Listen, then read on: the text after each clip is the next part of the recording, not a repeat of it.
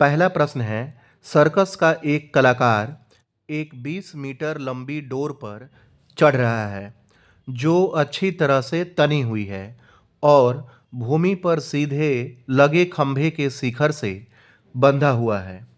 यदि भूमि स्तर के साथ डोर द्वारा बनाया गया कोण 30 डिग्री का हो तो खंभे की ऊंचाई ज्ञात कीजिए। देखिए आकृति 9.11। यहाँ पर आकृति दिया हुआ है। एसी जो है यह डोर है और AB खंभा है। सी बिंदु पर सर्कस का एक कलाकार है जो AC डोर पर AB खंभे से बंधा हुआ है डोर। इस डोर पर चढ़ रहा है तो हमें बताना है कि खंभे की ऊंचाई कितनी है।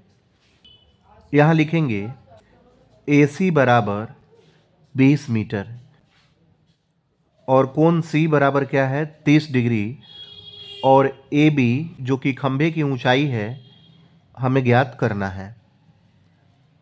लिखेंगे यहाँ पर हम त्रिभुज ABC में यह जो त्रिभुज है समकोण त्रिभुज है, यह 90 डिग्री का एंगल है और 90 डिग्री के सामने की भुजा को हम कर्ण कहते हैं। AC जो है कर्ण है। थीटा के सामने की भुजा को हम लंब कहते हैं, तो AB लंब है और BC आधार है। तो कर्ण और लंब P और H किस त्रिकोणमितीय अनुपात का मान है?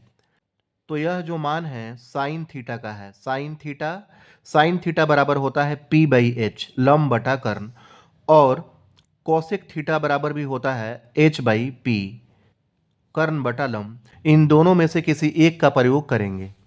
यहाँ लिखेंगे साइन 30 डिग्री बराबर साइन थीटा क्या होता है P/H लंब बटा कर्ण। साइन 30 डिग्री का मान होता है 1/2 बराबर P परपेंडिकुलर लंब कितना है AB जो हमें ज्ञात करना है। H का मान यहां पर दिया है 20। तिरछा गुना करेंगे 2 गुना AB बराबर 20 से 1 में गुना करेंगे तो होगा 20 एकम 20।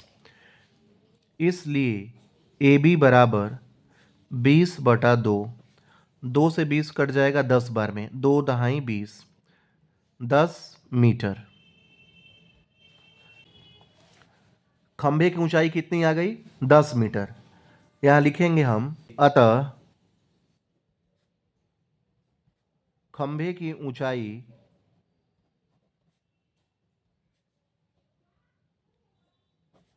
बराबर 10 मीटर। यह हमारा आंसर हो गया। जैसे मैंने कहा कि साइन और कॉसेक दोनों में से किसी एक का प्रयोग करके हम आंसर निकाल सकते हैं। अगर हम चाहें तो कॉसेक का भी प्रयोग करके हम खंभे की ऊंचाई ज्ञात कर सकते हैं। जैसे कॉसेक 30 डिग्री बराबर कॉसेक थीटा होता है H/P कर्ण बटा लंब। कॉसेक 30 डिग्री का मान होता है 2 बराबर H। H कितना है H है H मतलब कर्ण 20 मीटर। लिखेंगे 20 और बटा P। P क्या है यहाँ पर P है AB खंभे की ऊंचाई। लिखेंगे हम यहाँ पर AB क्रॉस गुना करेंगे तो होगा 2 गुना AB बराबर 20। इसलिए AB बराबर 20/2। 2 से 20 कट जाएगा 10 बार में, 10 मीटर। कोसेक का भी प्रयोग करके यहाँ पर खंभे की ऊंचाई निकल गया 10 मीटर। तो आप चाहें तो साइन या कोसेक दोनों में से किसी एक का प्रयोग करके हल कर सकते हैं। दोनों एक साथ नहीं करना है। यहाँ पर मैंने समझाने के लिए कोसेक से भी निकाल दिया। पेपर में केवल आपको एक का ही प्रयोग करके हल करना है।